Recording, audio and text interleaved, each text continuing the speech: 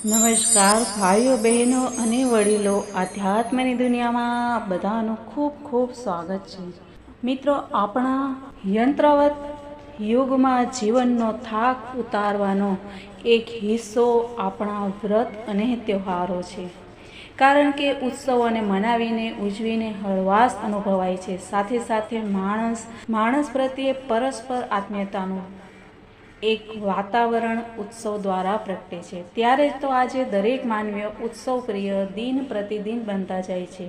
આમ તો ઉત્સવો પણ ધર્મ રક્ષણનું કાર્ય કરે છે. આજે આ ભારતીય સંસ્કૃતિની એકતાના પાયામાં આવા ઉત્સવોનું અનેરું અને અમૂલ્ય પ્રદાન રહેલું છે. વ્રત, પર્વ, તહેવાર અને ઉત્સવોના જ 3 વિભિન્ન સ્વરૂપ છે. વ્રત માનવીને સંયમી જીવન જીવતા શીખવે છે. પર્વ સામૂહિક રીતે ઉજવતા હોવાથી તીર્થયાત્રા, કથાઓ, મેળાઓ વગેરે દ્વારા ભાવાત્મક એકતા બક્ષે છે. જ્યારે તહેવાર જે તે ઐતિહાસિક પૌરાણિક સંદર્ભોની સાથે જોડી અને માનવીને અસ્મિતા તથા ગૌરવની લાગણી સાથે આપણી સંસ્કૃતિનો અનુભવ કરાવે છે. આમ જીવનમાં પ્રેમ અને શ્રેયનો સમન્વય કરે તે ઉત્સવ. તો આવો આપણે પણ આપણા સમાજ જીવનના પ્રયાસમાં આ ઉત્સવોમાંથી આપણા દેશનો પ્રાચીન તહેવાર હોળી ધૂળેટીને સમજવાનો થોડો પ્રયાસ કરીએ. આ ઉત્સવ ફાગણ સુદ પૂનમના દિવસે મનાવવામાં આવતો હોવાથી એને ફાલ્ગુનિક પણ કહેવાય છે. આમ તો જોઈએ તો પ્રહલાદજીની કથા શ્રીમદ ભાગવતના 7મા સ્કંદમાં ભગવાનની લીલાના અનુસંધાને કહેવામાં આવી છે. પ્રહલાદજી અને હિરણ્યકશ્યપની સંઘર્ષ કથા. આ ભાગવતની કથામાં વક્તા નારદજી છે અને તેના શ્રોતા મહારાજ યુધિષ્ઠિર છે. એક કથા મુજબ જોઈએ તો દૈત્યરાજ હિરણ્યકશ્યપને પુત્ર પ્રહલાદ ભગવાનના પરમ ભક્ત હતા. આપણે સૌ જે વાતને જાણીએ છીએ તેમ ભક્ત પ્રહલાદને મારી નાખવા અસુર પિતાએ ઘણા પ્રયત્નો કર્યા, પરંતુ જ્યારે કોઈ પણ કાર્યમાં સફળતા ન મળી ત્યારે પોતાની બહેન હોલિકાને બોલાવી અને હોલિકાને એવું વરદાન હતું કે તેની પાસે રહેલી એક દૈવી ચૂંદડી ઓઢી લે અને પછી તેને અગ્નિથી કશું જ થઈ ન શકે. તેથી અસુરભાઈના આગ્રહને વશ થઈ અને હોલિકા પોતાની ગોદમાં ભક્ત પ્રહલાદને રાખી પોતાની દૈવી ચૂંદડી ઓઢી અને ચિત્તામાં ગોઠવાઈ ગઈ. ત્યારબાદ ચિત્તાને જલાવવામાં આવી. ત્યારે જ ભક્ત પ્રહલાદનું મનોમય ભગવત સ્મરણ બહાર આવ્યું અને ભગવાનનું જોરશોરથી રટણ શરૂ કર્યું. કારણ કે શાસ્ત્રોનો એ મત છે કે વિપદો નૈવ વિપદઃ સંપદો નૈવ સંપદઃ વિપદઃ વિસ્મરણમ વિષ્ણોઃ સંપદો નારાયણ સ્મૃતિઃ. આ જગતમાં મનુષ્યોને માનવામાં આવતું દુઃખ તે દુઃખ જ નથી કે સુખ તે સુખ નથી. ખરેખર ભગવાનનું સ્મરણ ભૂલાય તે જ દુઃખ છે. અને જ્યાં ભગવાનનું સ્મરણ હોય ત્યાં દુઃખ ક્યારેય ન હોય, ત્યાં સદૈવ સુખ જ છે. એ વાત આપણા મનમાં આપણે ફિટ કરી દેવી જોઈએ. આ શાસ્ત્રોના વચનનો અહીં સાક્ષાત્કાર થયો છે. કારણ કે પ્રહલાદ ભગવાનના પરમ ભક્ત હતા અને મુખે ભગવાનનું અખંડિત નિર્ભીત નામ સ્મરણ હતું. જોરથી પવનના ઝપાટા શરૂ થયા અને પવનના પ્રતાપથી હોલિકાની જ ચૂંદડી ઉડી અને ભક્ત પ્રહલાદને વીંટાઈ વળી અને આખરે હોલિકા સળગી ગઈ અને ભક્ત પ્રહલાદજી બચી ગયા. આમ આસુરી વૃત્તિનો પરાજય થયો અને દૈવીય શક્તિનો વિજય થયો.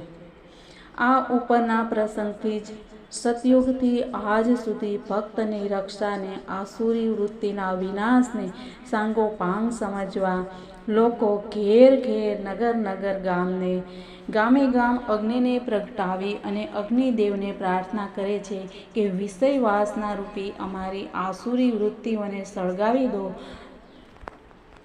અને જેમ ભક્તને બચાવી લીધા હતા પ્રહલાદજીને, તેવી જ રીતે અમને પણ હંમેશા સહાય કરજો, અમારી મદદ કરજો. આ વાતની જ્યારે લોકોને જાણ થઈ ત્યારે સર્વત્ર આનંદ અને ઉત્સવ થયો. સાથે સાથે રંગ ઉત્સવ ઉજવીને ભક્ત પ્રહલાદજી પ્રત્યેના પ્રેમને પ્રગટાવ્યો. ત્યારે ફાગણ વદ એકમનો દિવસ હતો અને જેને આજે આપણે ધૂળેટીના નામથી ઓળખીએ છીએ. સાથે સાથે આ જ દિવસે દ્વાપર યુગમાં ભગવાન શ્રી કૃષ્ણને ગોપ ગોપીઓએ નવીન ફૂલોથી શણગારી અને ફૂલના હિંડોળે હિંચકાવ્યા હતા અને ગુલાલ રંગ ઉડાડી રંગોત્સવ મનાવ્યો હતો. તેથી આ દિવસે ફૂલદોલ ઉત્સવ દિન તરીકે પણ વૈષ્ણવો ઉજવે છે. ભવિષ્યોત્તર પુરાણમાં આ ઉત્સવ અંગે એક સુંદર કથા જોવા મળે છે. યુધિષ્ઠિર ભગવાન શ્રી કૃષ્ણને હોળીના ઉત્સવનું રહસ્ય પૂછે છે.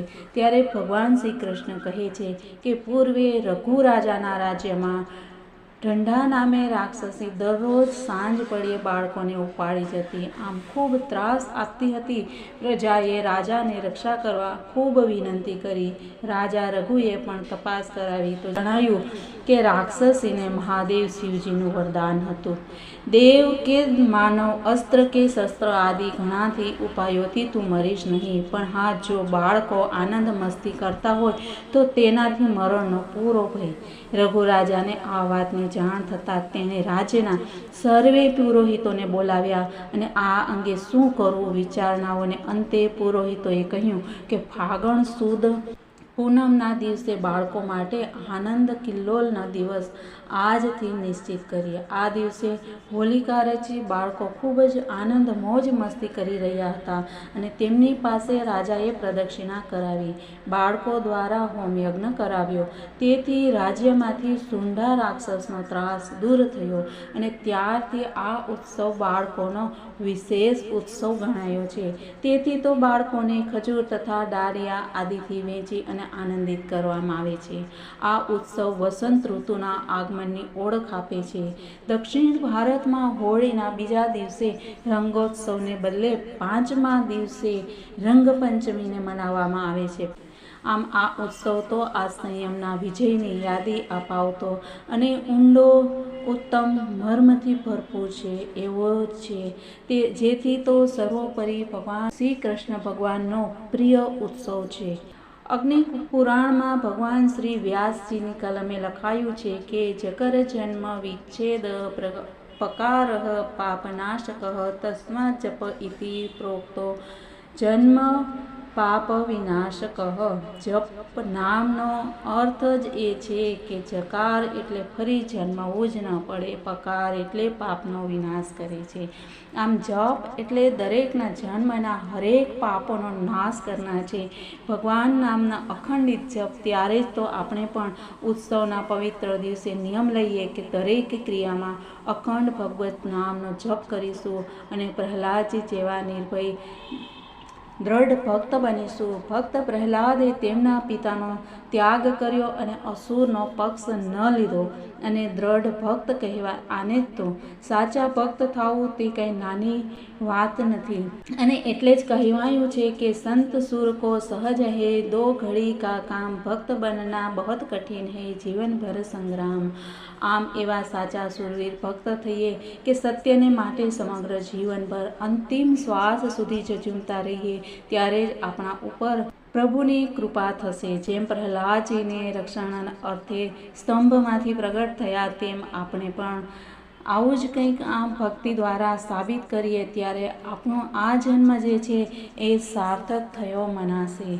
તો આજથી આપણે આ સંકલ્પ લઈએ કે આપણે પણ અવિરત ભક્તિ, અવિચલ ભક્તિ અને દ્રઢ ભક્તિમાં આપણે રહીશું કે જેથી આપણા ઉપર આ વિપત્તિઓ ક્યારેય પણ આવે નહીં અને આવનારી પેઢીની પણ રક્ષા કરે એવી ભક્તિ આપણે કરીશું. તો મિત્રો આ સાથે જ બધાને ભક્તિના વરદાન પ્રભુ પાસેથી માગણી સાથે જ મળશું કાલે ફરી કાંઈક નવી વાતો સાથે. ત્યાં સુધી બધાને ધૂળેટીની ખૂબ ખૂબ શુભકામના અને હોળીના પણ બધાને ખૂબ ખૂબ પ્રભુના આશીર્વાદ મળે એવી પ્રાર્થના સાથે જ મળીએ કાલ કાંઈક નવી વાતો સાથે. ત્યાં સુધી બધાને જય શ્રી કૃષ્ણ, રાધે રાધે, જય હિન્દ, વંદે માતરમ, ભારત માતાની જય.